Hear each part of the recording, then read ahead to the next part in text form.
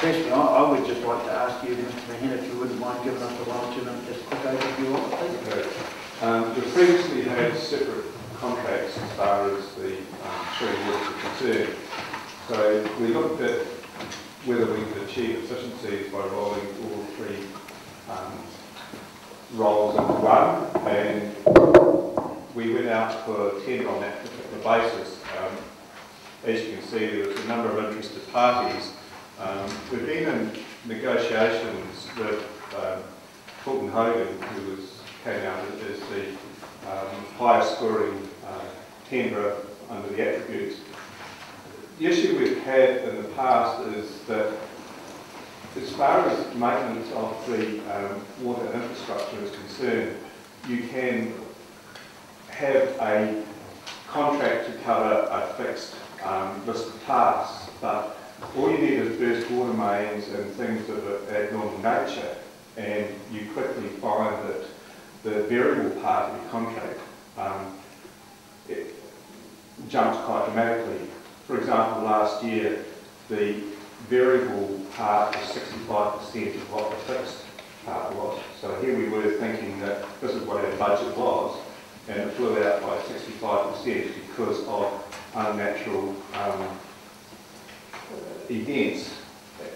So what we've done is said, well, okay, if we can bring these all together and have them managed by one particular party, such that we form more like a partnership rather than a contractor-client relationship, then working with the council staff in all three sites, being Mangakino, Turangi and Taupo, we can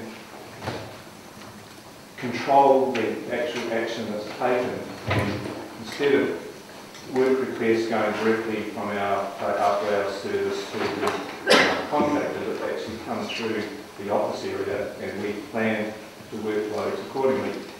Hence, we have suggested that we allow $450,000 over a 3-year contract for that variable factor as far as the emergency situation where our own staff can't cope with and need to be done by the major contractor, and working in partnership with Fulton Hogan, because I believe that's the way that we need to do this going forward.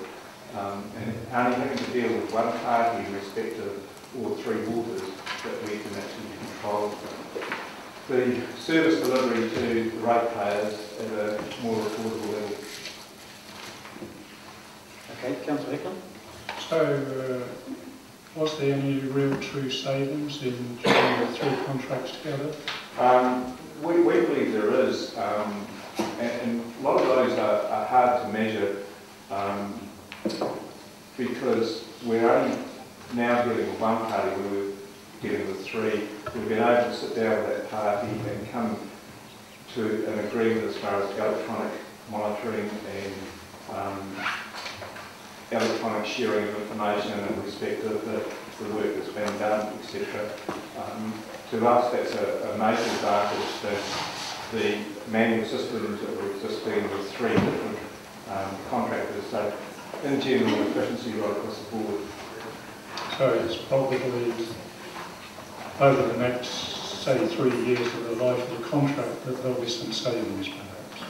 Well, with the way that you're only working with one contractor. Okay, thank you. So Mr. Mahina, are you saying there's a quantified figure here of 2.8 million on page 6/2? Are you saying that we can't add the three existing figures up that's costing us at the moment and know whether it's less or more?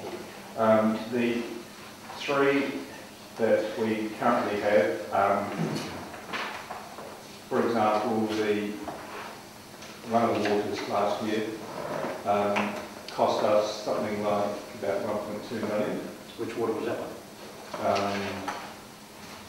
You're asking an accountant and engineer's question, but we're asked to make a resolution of 2.8 million, but yeah. Surely last year Turangi must have cost X, Mangakino must have cost Y, and Taupo must have cost Z, and you go X, Y, Z equals, and you say... No, the three were three different waters. Yeah, now we're wastewater, storm water, and drinking water. But they must have had figures historically, Yes, haven't they? yes, we have had the figures. I know, I don't have them with me, but I know that 2.8 million is So this is actually less than the 3 of them combined. That answers my question. I'd love to know by how much, but that's fine. Well, that's fine. Any further questions, please? Okay, well, if there's being none, there's a suggested resolution on page 6, part 2. Can I just have an explanation of this 450,000 be approved for day works? Is that, That's day works for an the emergency, is it? That's the emergency. But what if the emergency happened at night? So the day is 24 hours. I'm just asking, we are governments, you do know what you are voting for or against. Well, we're not engineers, you know, we've got car salesmen and mothers. So I suppose from that question, from that then,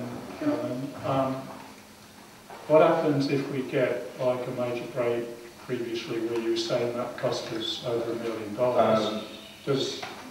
If we take the Laurel Place example, Yeah, where it was a blowout, then that would be brought to council because it would be seeking approval for unbudgeted expenditure.